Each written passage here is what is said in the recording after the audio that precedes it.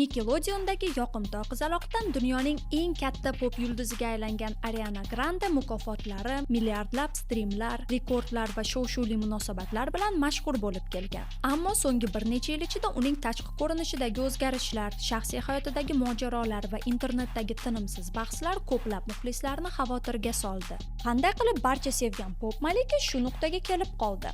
Bugun sizlar bilan Ariana Grandening hikoyasi haqida gaplashamiz, lekin undan oldin videoga like bosib, kanalga obuna bo'lishni unutmadingiz degan umiddaman. Oldindan rahmat. Ariana Grande 1993-yil 26-iyun kuni AQShning Florida shtatidagi Boca Raton shahrida tug'ilgan. Uning ota-onasi o'ziga to'q insonlar edi. Oyisi Joan Grande dengiz aloqa uskunalari ishlab chiqaruvchi kompaniyaning direktori. Dadasi Edward Buteraning o'zining dizayn studiyasi bor. Ariananing qo'shiq aytish iste'dodi u 3 yosh bo'lganida aniqlangan. O'shanda Ariana oyisi bilan mashinada NSYNC guruhining baland notalarini kuylay olgan edi. Oyisi buni eshitib juda hayron bo'lgan va qizida iste'dod borligini payqagan. U atiga 8 yoshida minglab tomoshabinlar oldida Amerikaning xokkey o'yinlari oldidan AQSh madhiyasini ijro etgan va o'sha paytning o'zidayoq kuchli ovozi bilan barchani hayratda qoldirgan.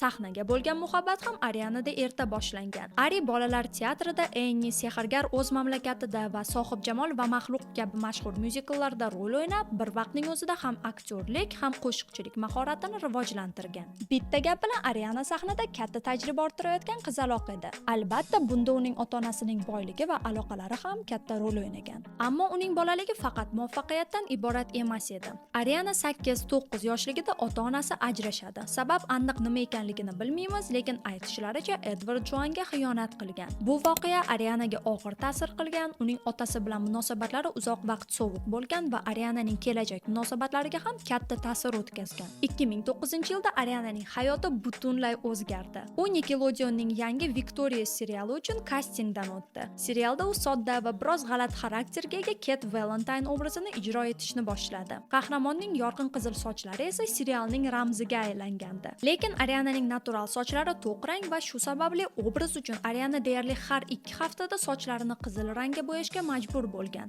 Natijada uning sochlari jiddiy shikastlangan. Keyinchalik u aynan shu sababli yillar davomida parik va uzun soch qo'shimchalaridan foydalanishga majbur bo'lgan. 2010-yilda efirga uzatilgan Victorious 507 million tomoshabin yig'adi va Nickelodeon tarixidagi eng muvaffaqiyatli premyeralardan biriga aylanadi. Serial san'at maktabi o'quvchilarining hayoti, do'stligi va g'aroyib sarguzashtlari haqida hikoya qiladi. Ariana asosiy qahramonning yaqin dugonasi Kate Valentine obrazini ijro etib, qisqa vaqt ichida o'smirlar orasida mashhur yulduzga aylanadi. Disneyda Miley Cyrus, Selena Gomez va Demi Lovato yulduz bo'lgan vaqtda Nickelodeon'ning superstari Ariana edi. Serial suratga olinayotgan vaqtda Ariana bo'sh vaqtini qo'shiq kuylashga bag'ishlaydi. U Adele, Whitney Houston va Mariah Carey kabi afsonaviy xonandalarning qo'shiqlariga cover yozib, ularni YouTube'ga joylay boshlaydi. Aynan shu videolardan biri tasodifan Republic Records rahbari Monte Lipmanga yetib boradi. Uning ovozidan hayratga tushgan Lipman Arianani studiyaga taklif qiladi va tez orada u bilan shartnoma imzolaydi. Republic Records ostida bundan tashqari Taylor Swift, The Weeknd, Drake va Nicki Minaj kabi yulduzlar ish yuritardi. 2011-yilda Ariana Put Your Hearts Up nomli o'zining debyut albomi uchun qo'shiqni chiqaradi. Ammo bu qo'shiq kutilgan natija bermaydi. Bubblegum pop, ya'ni bolalar va o'smirlar musiqa janrida yozilgan trek na muxlislarni, na Ariananing o'zini qoniqtiradi. Ariana o'zini jiddiy R&B va pop ijrochi sifatida ko'rardi. Shuning uchun bu qo'shiq uning haqiqiy musiqiy uslubini aks ettirmasdi. Shu bilan birga u hali ham Nickelodeon loyihalarida faol ishtirok etayotgan edi. Victorious yakunlangach, kanal uning mashhurligidan foydalanish uchun Janet McCarthy bilan birga Sam and Cat nomli yangi serialni ishga tushirdi. Lekin Ariananing butun e'tibori endi musiqaga qaratilgandi. 2013-yil boshida Ariana Grandening karyerasida katta o'zgarish sodir bo'ldi. U o'sha paytda Justin Bieber va Psy kabi super yulduzlarning menejeri bo'lgan Scooter Braun bilan shartnoma imzoladi. O'zi musiqiy menejer nima qiladi? U xonandaning karyerasini boshqaradi. Qaysi prodyuserlar bilan ishlash, qaysi qo'shiqlarni tanlash, qachon albom chiqarish, qaysi reklama shartnomalarini qabul qilish, qaysi teleko'rsatuvlarga chiqish va hatto gastrol jahon safarlarini plan qilishgacha bo'lgan ko'plab muhim qarorlar aynan menejer jamoasi bilan birgalikda hal qilinadi. Ya'ni yaxshi menejer san'atkorning daromadini oshiradi va uning karyerasini to'g'ri to'g'ri yo'nalishda rivojlantirishga yordam beradi. Aynan Scooter Braun bilan hamkorlik Ariananing faoliyatini butunlay yangi bosqichga olib chiqdi. 2013-yil avgust oyida u o'zining ilk studiyaviy albomi Yours Truly'ni taqdim etdi. Albom ilk haftadayoq AQShda 138 ming nusxadan ortiq sotildi va Billboard 200 chartida birinchi o'rinda debyut qildi. Rapper Mac Miller bilan aytilgan The Way qo'shig'i Billboard Hot 100 chartining top 10 taligiga kirib, Ariana endi shunchaki Nickelodeon aktrisasi emas, balki Amerika pop musiqasining yangi yulduzi ekanini isbotladi.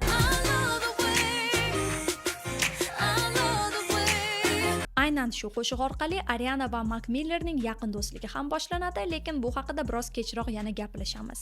Albomning Baby I va Right There nomli singllari Billboard Hot 100 chartiga kirib, yaxshi natijalar ko'rsatdi. Buni ustiga 2013-yilda Ariana Grande o'shanda mashhurlik cho'qqisida bo'lgan Justin Bieberning Believe Tour gastrol turini ham ochib bergan san'atkor edi. Boshqa mashhurroq yulduz uchun konsert ochish naqadar muhimligi haqida Dua Lipa haqidagi videoda gaplashgan edik. Yours Truly'ning katta muvaffaqiyatidan so'ng Ari 2013-yilgi AMA's American Music Awards mukofot kechasida eng yaxshi yangi xonanda nominatsiyasida g'alaba qozondi. 2014-yilning mart oyida esa Ariana Oq uydagi Women of Soul nomli konsert kechasida qo'shiq kuyladi. Aytgancha, ayni shu yerda qiziqarli voqea sodir bo'ldi. Ariana sahnaga chiqqanida o'sha vaqtdagi prezident Barack Obama va uning rafiqasi Michelle Obamaga qarab, Mr. President, Mrs. Obama, ishlaringiz qalay, ahvollaringiz yaxshimi deb so'ragan. Ingliz tilida Ariana WhatsApp, how are you deydi. WhatsApp esa bu informal, ya'ni norasmiy so'rashish. Uni ko'pincha yaqin do'stlaringiz yoki tengdoshlaringiz bilan gaplashayotganda ishlatishingiz mumkin. Mr. President,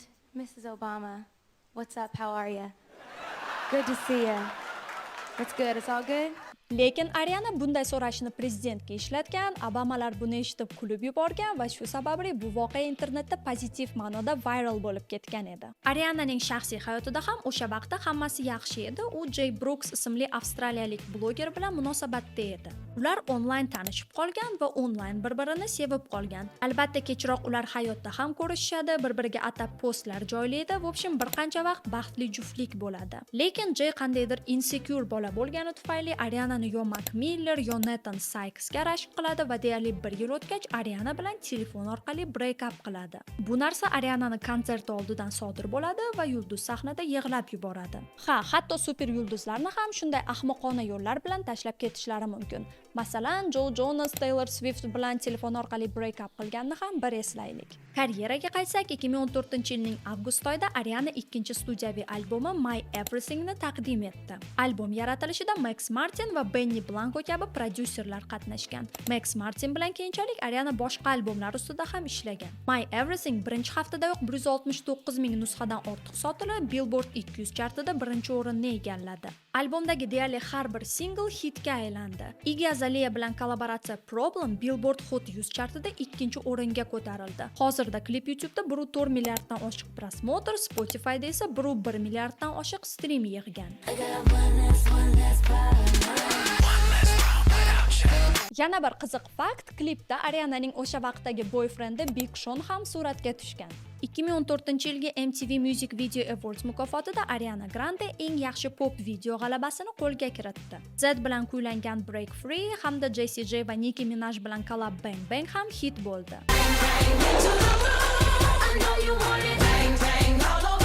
Bir vaqtning o'zida shu 3 ta qo'shiq Billboard Hot 100 ning top 10 taligiga kirdi. Ariana Grande Adele'dan keyin bunday natijaga erishgan yagona ayol xonandaga aylandi. Bang Bang va My Everything albomi uchun Ariana o'zining birinchi Grammy nominatsiyalarini ham qo'lga kiritdi. Eng yaxshi pop duo ijrosi va eng yaxshi pop vokal albomi nominatsiyalarida. Qanday klishe bo'lmasin, lekin men ham Ariana Grandening ijodi bilan ayni shu Bang Bang qo'shig'i orqali tanishganman, lekin bu ancha kechroq, deyarli 2017-yillarda sodir bo'lgan. Hozirgacha hatto qandaydir partying kayfiyatida bo'lsam, Bang Bangni tez-tez eshitib turaman. Albomdan yana bir afsonaviy trekni ham unutmaylik. Love Me Harder. The Weeknd bilan bo'lgan kollaboratsiya ham Billboard Hot 100 da 7-o'ringa ko'tarildi. Aytgancha, bu The Weeknd uchun rekord edi. Ushbu qo'shiq bilan u karyerasida birinchi bor chartning top 10 taligiga kirgandi. Sizlar ham fikrlar bilan bo'lishing. Ariana Grandening ijodi bilan qanday tanishgansiz, uni nechinchi yildan beri kuzatib borasiz? Kommentlarda albatta yozib qoldiring. Aytgancha, vaqtdan foydalanib sizlarni Telegram kanalim va Instagram sahifamga ham taklif qilaman. Agar Gollivud va shou biznes yangiliklarini kuzatib borishni istasangiz, havola ekranda hamda video opsiyasida bo'ladi. 2014-yil oxirida Ariana Santa Tell Me nomli Rojdestvo qo'shig'ini ham chiqardi. Dastlab oddiy bayram qo'shig'i sifatida qabul qilingan bu trek yillar davomida tobora ommalashib bordi va bugungi kunda Mariah Careyning All I Want for Christmas Is You qo'shig'idan keyin eng mashhur Rojdestvo qo'shiqlaridan biri hisoblanadi. Har yili dekabr oyida u yana dunyo chartlariga qaytadi va millionlab streamlar to'playdi. 2015-yilda Ariana o'zining ilk yirik jahon gastrol safari The Honeymoon turini boshladi. Shimoliy Amerika, Yevropa, Osiyo va Janubiy Amerikada minglab muxlislar uning konsertlariga tashrif buyurdi. Ayni shu tur vaqtida Ariana Grande backup raqqos Ricky Alvaresni sevib qoladi va u bilan deyarli 1 yil davomida munosabatlarda bo'ladi. Keling shu yilning eng mashhur munozaralari haqida ham gaplashamiz. 2015-yil yozida Ariana va Ricky Kaliforniyadagi donut do'koniga kirishadi. Kuzatuv kameralarida Ariana sotib olinmagan donutlarni yalab I hate America deydi. Video chiqishi bilan u viral bo'lib ketdi. Ariana 6 ta donut sotib olganiga qaramay, ularning orasida yalab qo'ygan donutlari yo'q edi va uni oxir-oqibat boshqa insonlar sotib olgan. Birov yalagan donutlarni yeyish baribir gigiyenaga to'g'ri kelmaydi. Ularni Ariana Grande kabi super yulduz lek qilgan bo'lsa ham. Shuning uchun Ariana katta tanqid ostida qolib ketdi. Keyinchalik u rasman uzr so'radi. I hate America gapi esa mamlakatga emas, balki Amerikadagi noto'g'ri ovqatlanish madaniyatiga qaratilganini tushuntirdi. Lekin video tarqalib ketgandi. Keyinchalik oshkor bo'lgan elektron xatlarga ko'ra, Ariana White House tadbirlaridan birida chiqish qilishi mumkin edi, ammo aynan donut mojarosi va I hate America iborasi sabab Oq uy uning nomzodini rad etgan. Yana bir qiziq holat esa Ariananing menejeri Scooter Braun bilan bog'liq. Ma'lumotlarga ko'ra, Braun Ricky Alvares bilan bo'lgan munosabatni umuman yoqtirmagan va hatto uni shitty boyfriend deb atagan. Scooter o'z artistlarining shaxsiy hayotiga faol aralashadigan menejer sifatida tanilgan. Mishmishlarga ko'ra, ayni shu sabablar tufayli Ariana Grande tez orada Scooter Braunni ishdan bo'shatib yubordi.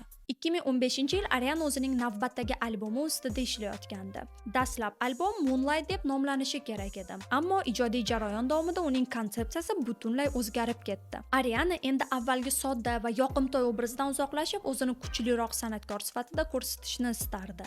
2016-yil mart oyida u Dangerous Woman singlini taqdim etdi. Qo'shiq Billboard Hot 100 chartining 10-o'rinida debyut qildi. Ariana ketma-ket ilk 3 ta studiyaviy albomining asosiy singllari Billboard Top 10 taligida debyut qilgan ilk qo'shiqchiga aylandi.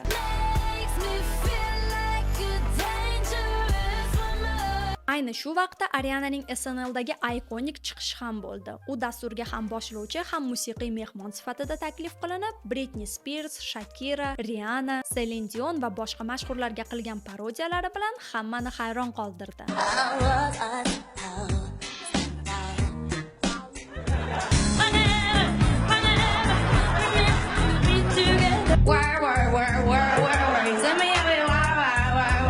Buni parodiya deb bo'lmasa ham kerak, chunki Ariananing chiroyli ovozi tufayli imitatsiyalar ham juda chiroyli chiqqan, ayniqsa Whitney Houstonniki.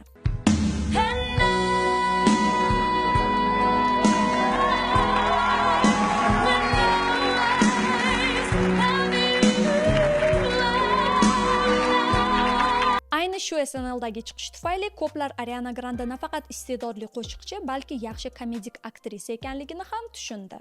Dangerous Woman davri bilan birga Ariananing tashqi ko'rinishi ham butunlay o'zgardi.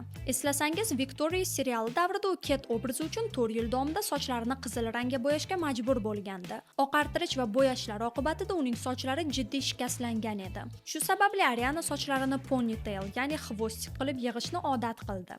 Dastlab bu shunchaki zarurat edi, chunki xvostikning ko'p qismi bu parik bo'lgan va sochga ko'p zarar yetkazmagan. Ammo vaqt o'tishi bilan aynan shu xvostik uning eng ikonik ramziga aylandi. Bugungi kunda ham ko'pchilik Ariana Grandeni shu baland ponytailsiz tasavvur qila olmaydi. Ariana hatto o'z kepkalarini teshib ponytail qilib yurganini bir eslaylik. Keyinchalik qo'shiqchi intervyularda bunday soch turmagi unga o'zini ishonchliroq his qilish va qulay bo'lishga yordam bergani haqida aytib o'tgan. 2016-yil may oyida Dangerous Woman albomi rasman chiqdi va Billboard 200 chartida 2-o'rinda debyut qildi. Nimaga 1-o'rin emas degan savol bo'lsa, o'sha vaqtda Drake ham yangi albom bilan musiqaga qaytgandi. Uning Views albomi shu Billboard 200 chartida 1-o'rinni olgan edi. Into You va Nicki Minaj bilan hamkorlikdagi Side to Side qo'shiqlari yilning eng katta hitlaridan bo'ldi.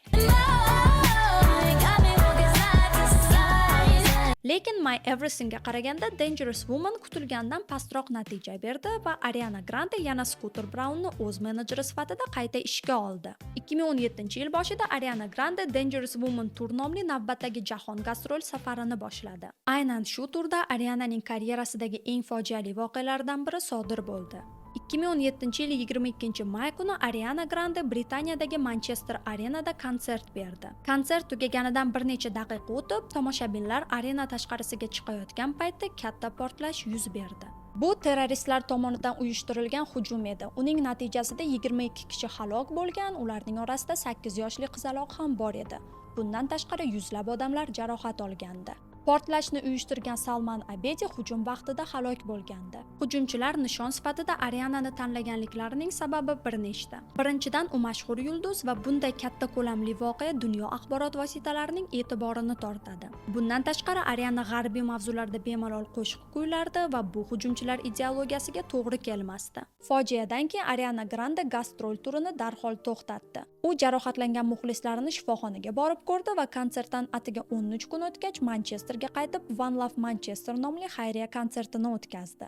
Justin Bieber, Katy Perry, Miley Cyrus, Coldplay, Mac Miller va boshqa ko'plab yulduzlar ishtirok etgan ushbu konsert jabrlanganlar hamda ularning oilalari uchun $3 million dan oshiq mablag' yig'ishga yordam berdi. Grandening One Last Time qo'shig'i esa birdamlik va umid ma'nosini aks ettiruvchi madhiyaga aylandi. Ayni shu qo'shiq portlash sodir bo'lishidan oldin ijro etilgan so'nggi qo'shiq edi. Rosti bunday qo'rqinchli tadbirdan keyin eng kuchli san'atkorlar ham o'zini yo'qotib qo'yishi hech gap emas, lekin Ariana qo'lidan kelganini qilgan. Boshqa insonlar qurbon bo'lgan konsertlarni eslasam, birinchi bo'lib hayolimga Astro World Fest keldi. Unda Travis Scottning chiqishi paytida katta talpada deyarli 10 ta inson halok bo'lgan edi. Bunga javoban Travis Scott hech nima uyushtirmagan edi va bu katta munozaralarga sabab bo'lgandi. Bu Travis Scottga hate emas, lekin Ariana Grandega katta respekt. Kichik tanaffusdan so'ng Ariana 2018-yilda Sweetener albomi bilan musiqa sahnasiga qaytdi. Birinchi bo'lib u No Tears Left to Cry qo'shig'ini chiqardi. Trek Manchester fojiasidan keyingi ilk musiqiy murojaat edi. No Tears Left to Cry tarjimada yig'lash uchun ko'z yoshlar qolmadi degan ma'noni anglatadi. Qo'shiqning mazmuni esa katta ruhiy travmadan so'ng shifo topish, matonat va hayotni davom ettirish haqida.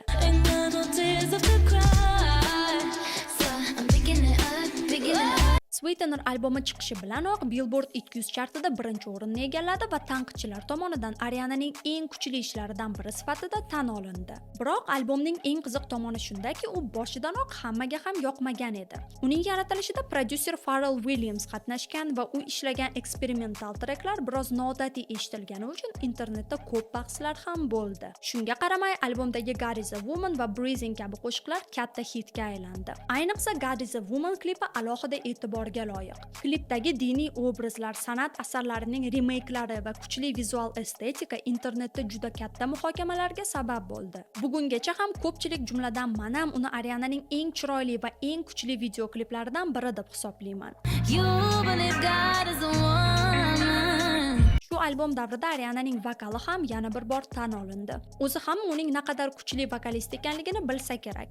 Lekin biroz faktlar. Grande 4 oktavalik ovoz diapazoniga ega. U whistle, ya'ni xushtak notalarini bemalol kuylay oladi va ko'pincha Mariah Carey bilan taqqoslanadi. Avvallari musiqiy kritiklar Arianani shunchaki hit qo'shiqlar chiqaradigan pop yulduzi deb hisoblashardi. Ammo aynan Sweetener unga faoliyatidagi ilk Grammy mukofotini olib keldi. Eng yaxshi pop vokal albom nominatsiyasida. Shu albomdan keyin tanqidchilar ham Arianaga endi jiddiy artist sifatida qaray boshlashdi. Lekin aynan shu davrda internet Ariananing musiqasidan tashqari uning tashqi ko'rinishini ham tobora ko'proq muhokama qila boshladi. O'zi oq tanli Grande tez-tez tanasini qoraytiradigan ten spray bilan paydo bo'la boshladi. Bu o'zi 2016-yillarda boshlangan edi. Masalan, Nicki Minaj bilan sahna chiqishlarining birida Ariananing tana rangi hatto Nikkinikidan ham to'qroq.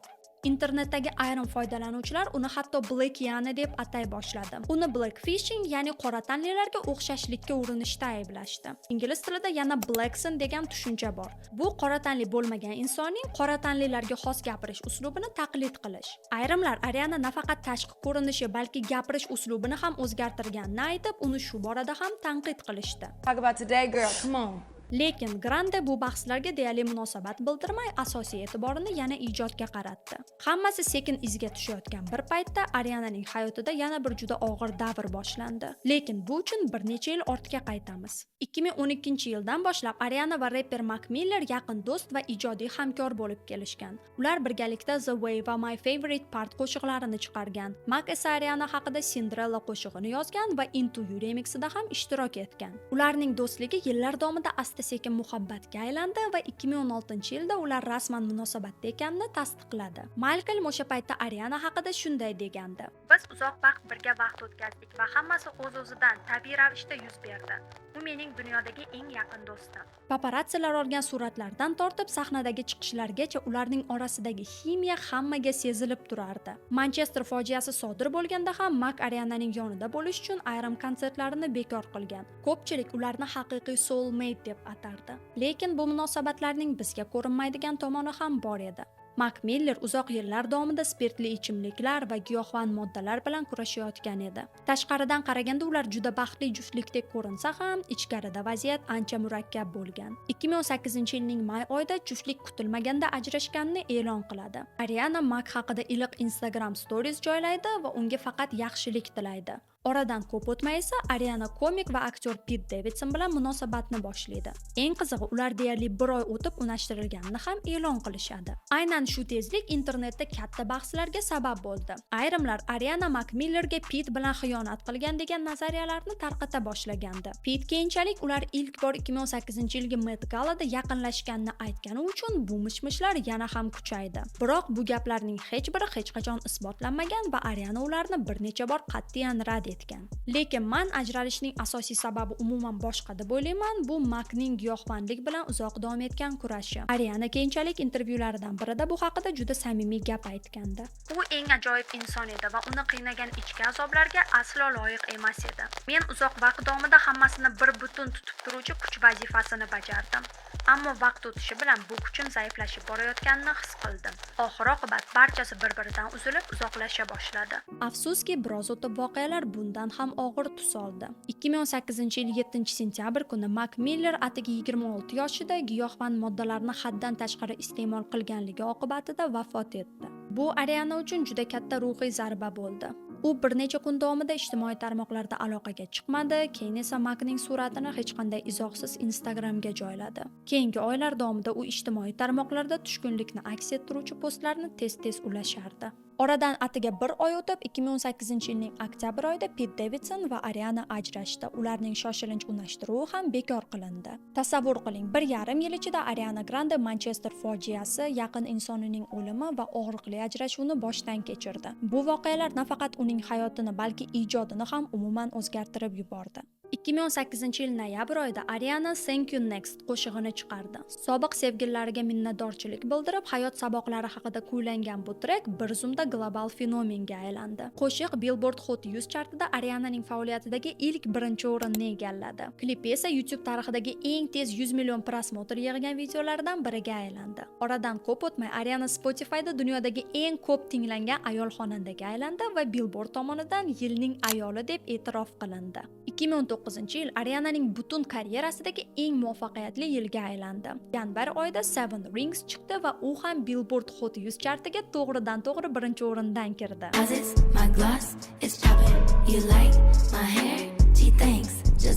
Qo'shiq 8 hafta davomida chartning to'pidan tushmadi. Oradan ko'p o'tmay Thank You Next albomi chiqdi va Ariana tarixga kirdi. Seven Rings, Break Up With Your Girlfriend, I'm Bored va Thank You Next bir vaqtning o'zida Billboard Hot 100ning birinchi, ikkinchi va uchinchi o'rinlarini egalladi. Bungacha bunday natijani faqat The Beatles 1964-yilda qayd etgan edi. Ariana walked so Taylor could run desak ham bo'laveradi.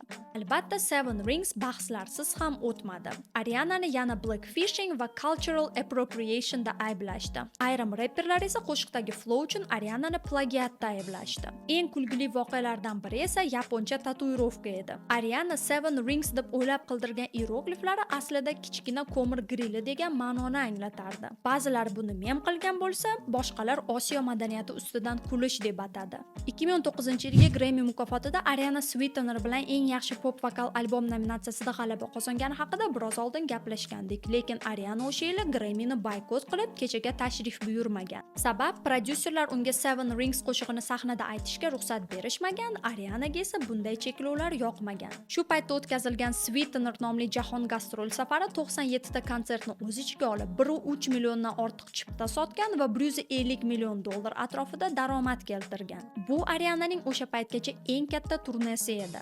2020-yilda butun dunyo pandemiya sabab to'xtab qolgan bir paytda Ariana rekordlarni yangilashda davom etdi. Avval u Justin Bieber bilan Stuck With You, keyin esa Lady Gaga bilan Rain On Me qo'shiqlarini chiqardi. Ikkala trek ham Billboard Hot 100 chartida birinchi o'rindan debyut qildi.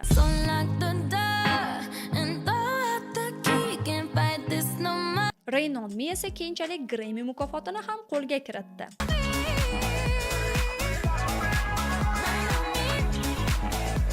O'sha yil Forbes Ariana Grandeni dunyodagi eng ko'p daromad topgan ayol musiqachi ham deb e'lon qildi. Covid vaqtida Ariananing shaxsiy hayotida ham katta o'zgarishlar sodir bo'ldi. Pop yulduz Dalton Gomes ismli yigit bilan tanishib qoldi. Dalton ko'chmas mulk agenti sifatida ishlagan. Arianaga esa o'sha vaqtda yangi uy sotib olish uchun realtor kerak edi. Unga Daltonni ro'para qilishganda Arianaga u yoqimtoy ko'ringan va shundan ularning muhabbat hikoyasi boshlanib ketgan. Juftlik karantinni birga o'tkazdi, ijtimoiy tarmoqlarda bir-biriga bag'ishlangan postlar qo'ydi, v общем asal oylarini o'tkazdi. Ayni shu munosabatlar Ariana Grandening yangi albomi va qo'shiqlari uchun katta ilhom bo'ldi. Oktyabr oyida Ariana o'zining 6-chi studiyaviy albomi Positions ni taqdim etdi. Billboard 200 da albom birinchi o'rinni oladi. Positions ham Billboard Hot 100 da birinchi o'rinda debyut qiladi.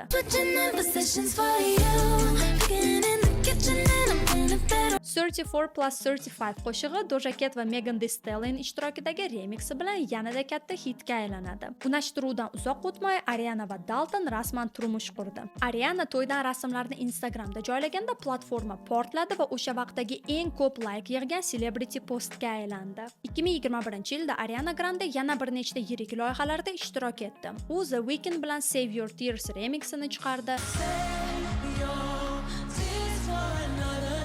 Mashhur The Voice showsida murabbiy sifatida ishladi va Leonardo DiCaprio, Jennifer Lawrence hamda Meryl Streep bilan birga suratga olingan Don't Look Up filmida mashhur pop yulduzi rolini ijro etdi. And I get to talk about my single, right?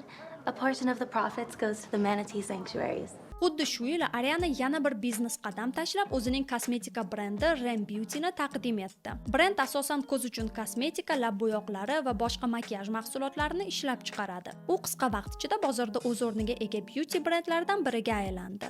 Aytgancha, mashhurlarning kosmetika brendlari haqida alohida video qilganman. Agar hali ko'rmagan bo'lsangiz, ko'rib chiqishni tavsiya qilaman. Bu davrda Ariana Grandening tashqi ko'rinishida ham ba'zi o'zgarishlar sodir bo'la boshladi. Oqartirilgan qoshlar, ochroq soch rangi va yumshoqroq makiyaj tufayli uni endi muxlislar internetda Blackiana emas, balki Arigato Grande deb hazillashib atashni boshladi. Ko'pchilik uning yangi uslubini K-pop idollar va yapon estetikasiga o'xshatardi. Aynan shu davrda barchasini o'zgartirib yuboradigan loyiha sodir bo'ldi. Muxlislar yangi albom kutayotgan bir paytda Ariana butun e'tiborini bolaligidan orzu qilgan eng katta loyiha Wicked filmiga qaratdi. Grande Wicked musicalini atiga 10 yoshida tomosha qilgan va o'sha kundan beri Glinda rolini ijro etishni orzu qilganini aytgandi. 2021-yilda Ariana ushbu rol uchun 5 marta kastingdan o'tdi. U keyinchalik tan olganidek, bu rolni shunchalik xohlagandiki, kastingdan oldin bir necha oy davomida maxsus aktyorlik va vokal darslarini olgan. Arianaga yana qanday vokal darslari kerak degan savol sizda ham tug'ilishi mumkin. Lekin Glinda obrazi uchun Ariana o'zining odatiy pop vokalda emas, balki klassik koloratura soprano uslubida kuylashni mashq qildi. Bunday ovoz butunlay boshqa mushaklar bilan kuylanar ekan. Wicked suratga olish ishlari Londonda deyarli 2 yil davom etdi. Filmda qo'shiqlarning katta qismi oldindan yozilgan fonogramma emas, balki suratga olish maydonchasining o'zida jonli ijro etilgan. Bu esa har bir sahnani aktyorlar uchun yanada murakkab qilgan. Aynan shu davrda Ariananing shaxsiy hayoti ham o'zgara boshladi. U Londonda suratga olish bilan band bo'lgan bir paytda turmush o'rtog'i Dalton Gomez Los-Anjelesda edi. Bunday munosabatlar modeli uzoq ishlamadi. Deyarli 2 yillik munosabatlardan so'ng Grande va Gomez 23-yilning iyul oyida break up qildi. Ayni shu vaqtda Ariana Wicked filmidagi hamkasbi Ethan Slater bilan uchrashayotgani haqida birinchi ma'lumotlar paydo bo'ldi. Qizig'i shundaki, Ethan ham uylangan, Ariana ham turmushga chiqqan inson edi. Lekin shu yerda bitta muhim narsani aytib o'tishim kerak. Insiderlarning aytishicha, Ariana ham Ethan ham munosabatlar boshlangan vaqtda o'z partnyorlari bilan ajrashgan edi. Ya'ni hech qanday xiyonat sodir bo'lmagan.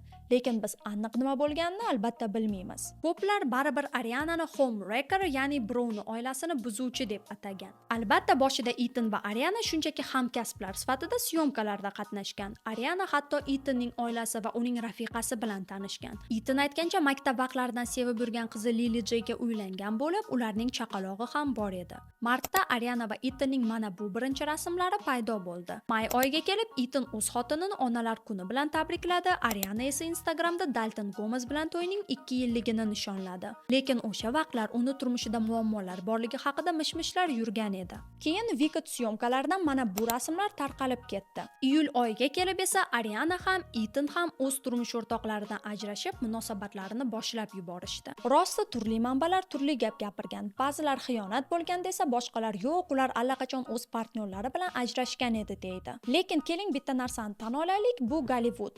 O'zingizni Ethan Slaterning o'rniga bir qo'yib ko'ring. Siz Broadwaydagi oddiy aktyorsiz, lekin to'satdan mashhur filmning bir qismiga aylanasiz. Sizning hamkasbingiz esa dunyodagi eng mashhur pop yulduzlardan biri va u siz bilan flirt qilishni boshlaydi. Ko'p inson o'zini tutib tura olmasa kerak. Ariana Grandening ijodini men hurmat qilmay, lekin o'ylaymanki, albatta Ethan Slaterning rafiqasi va farzandi borligi haqida bilgan, lekin qanday qilib bu barchasi munosabatlargacha borgan, men bilmayman. Bu yerda bitta Arianani aybdor demoqchi emasman, lekin Lily Jane o'z farzandi bilan rasmlarini ko'rib, rosti rahmim kelgan. U Ethan Slater bilan ajrashgandan keyin yolg'iz ona bo'lib qolib ketganini hisobga olsak. Ariana Grande girlfriendi bor yigitlarni yoqtirish haqida esa ko'plab mishmishlar oldindan bor edi. Masalan, Big Sean, Pete Davidson, Jay Brooks va Dalton Gomezning sobiq yoqtirgan qizlari ular Ariana bilan xiyonat qilgani haqida aytib chiqishgandi. Arianani yomon inson demayman, lekin u menga pop diva bo'lib ko'ringan ko'pincha biroz ayyor va boshqa qizlarning yigitini olib qochib ketish u uchun katta muammo emas. Break up with your girlfriend, I'm bored qo'shig'i ham balki uning shaxsiy hayotidan olingandir.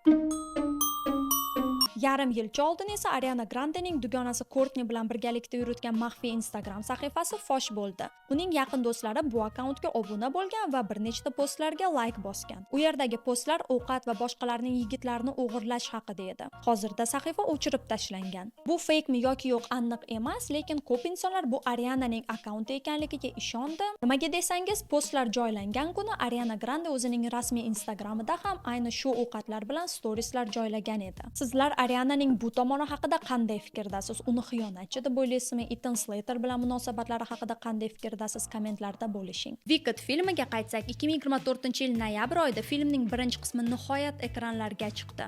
150 million dollarga suratga olingan film dunyo bo'ylab 750 million dollardan oshiq kassa yig'di. Tanqidchilarga ham myuzikl juda yoqdi. Ariana Grandening Glinda obrazidagi ijrosi tomoshabinlarni hayratda qoldirdi. Yillar davomida uni faqat pop yulduzi sifatida ko'rgan odamlar endi uni kuchli dramatik va komedik aktrisa ekanini tan ola boshladi. Ariana ushbu roli uchun Oscar, Oltin Globus, BAFTA va boshqa nufuzli mukofotlarga nomzod bo'ldi. Bu uning aktyorlik faoliyatidagi eng katta yutug'i bo'ldi. Lekin Wicked filmi Ariana Grandening tashqi ko'rinishidagi ko'p o'zgarishlarga sabab bo'lgan. Bu yerda body shaming va kimnidir tanasini analiz qilish niyatim yo'q, lekin Wicked syomkalari vaqtida chindan ham g'alati narsalar sodir bo'lgandek. Birinchi o'rinda bu Ariana Grande va Cynthia Erivoning g'alati munosabatlari. Bu haqida Instagram sahifamda ham bir necha bor gaplashgan edik. Cynthia va Ariananing g'alati munosabatlari to'liq PR edi deb o'ylayman va Wicked tugaganidan keyin ularning friendship tugagani ham buning aniq isboti. Bir nechta forumlarda muxlislarning fikri bilan ham tanishib chiqib, mana bunday qiziqarli fikrni topib oldim. Ariana Wicked filmida hamkasbi Ethan Slater bilan ishqiy munosabatda bo'lgan.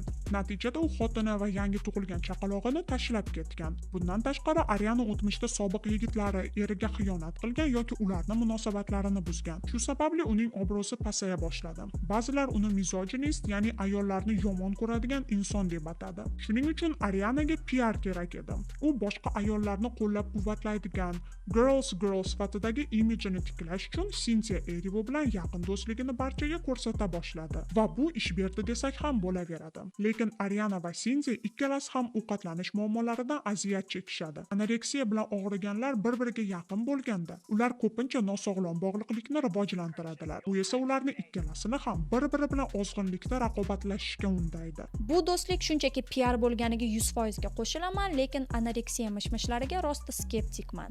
Boshida buni o'zi method acting deb o'yladim. Ya'ni aktyor shunchaki qahramonni tasvirlash bilan cheklanmay, uning hayotini chinakamiga his qilishga urinadi. Syomkalar vaqtida u o'sha qahramonga aylanadi desak ham bo'laveradi. Ariananing ovozi, soch rangi o'zgardi, kiyinish uslubi Glindanikidek bo'ldi. Glinda va Ariananing o'rtasidagi farq o'chib ketdi desak ham bo'laveradi. Kino uchun bu yaxshi, lekin muxlislar xavotir ola boshladi. Unga yana Ethan Slater bilan munosabatlarni va Cynthia bilan g'alati do'stlikni qo'shing. Har bir intervyuda ular yoki yig'lashardi yoki bir-birlariga yopishib olardi. Tom ma'noda emas. Sunset orange. Thank you so much. Yeah. What do you see in us? Feelings, and I can share them. And if you need to cry right now, you cry. Yeah. And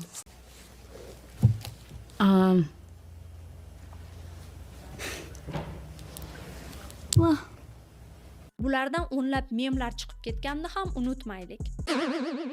2024-yil 8-mart kuni Ariana 3 yildan ortiq tanaffusdan so'ng o'zining 7-studiyaviy albomi Eternal Sunshine ni taqdim etdi. Albomning ilk singli Yes and Billboard Hot 100 chartiga to'g'ridan-to'g'ri birinchi o'rindan kirib keldi.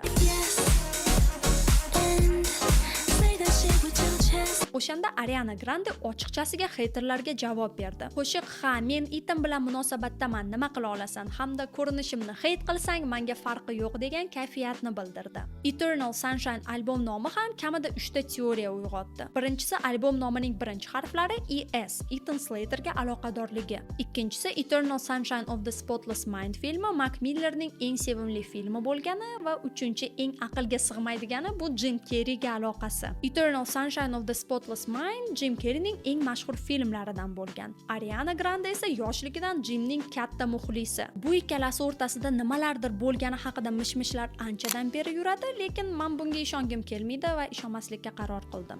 Aytgancha, bu albomdagi The Boy Is Mine klip ham Jim Carreyning Once Bitten filmidagi kadrlardan ilhom olgan. Bitta gap bilan albomda Ariana eski munosabatlari, hozirgi sevgisi, haterlarga javobi va boshqa shaxsiy mavzularni olib chiqdi. Natijalar ham zo'r bo'ldi. We Can Be Friends qo'shig'i ham chartlarda birinchi o'rinni oldi. Ariana Billboard tarixida eng ko'p birinchi o'rindan debyut qilgan qo'shiqlarga ega ayol xonandaga aylandi. Tanqidchilar Eternal Sunshine ni Ariananing eng samimiy va eng yetuk albomlaridan biri sifatida baholashdi. Ko'pchilik qo'shiqlarda uning ajrashuvi, shaxsiy hayotidagi og'riqli voqealar va omma bosimi aks etganini ta'kidladi. 2025-yilda esa u Eternal Sunshine Deluxe Brighter Days Ahead nomli kengaytirilgan versiyani chiqardi. Albom bilan birga taqdim etilgan qisqa metrajli film Ariananing rejissyor sifatidagi ilk ishi bo'ldi va keyinchalik MTV Video Music Awards marosimida Video of the Year mukofotini qo'lga kiritdi. Wicked filmi ham kichik tanaffusdan so'ng 2025-yilda kinoteatrlarga Wicked for Good qismi bilan qaytdi. Lekin bu safar natijalar unchalik kuchli bo'lmadi. Film dunyo bo'ylab $540 million yig'di, lekin hech qanday katta mukofotlarda e'tirof qilinmadi. Va mana Ariana Grandening hozirgi kundagi faoliyatiga ham yetib keldik. Bu yilning 31-iyul kuni Grande o'zining 8-studiyaviy albomi Petal'ni taqdim etdi. Albomning asosiy singli Hate That I Made You Love Me mayning oxirida chiqarilgan bo'lib, u yana Billboard Hot 100 chartida birinchi o'rindan debyut qildi. Hate that I made you love me. Albom ustida Ariana yana bir bor Max Martin bilan birga ishladi. Hate That I Made You Love Me hozirda Spotify'da 400 milliondan oshiq stream yig'gan.